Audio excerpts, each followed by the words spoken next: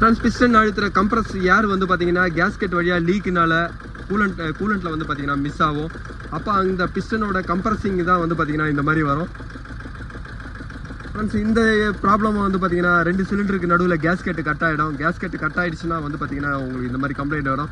கேஸ்கெட்டோட weakness point கிட்ட வந்து பார்த்தீங்கன்னா இந்த இடம் கட் ஆகிடுச்சுன்னா இந்த கம்ப்ளைண்ட் வரும். எவ்வளோ கம்ப்ரஷன் கேஸ் எஸ்கேப் ஆகுது பாருங்கள்.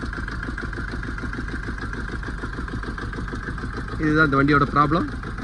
இந்த சைடில் உள்ள ஹெட்டை ரிமூவ் பண்ணிட்டேன். இதோட ஹெட் கேஸ்கெட்டு பாருங்கள், இந்த இடம் தான் கட் ஆகிட்டு இருக்கு.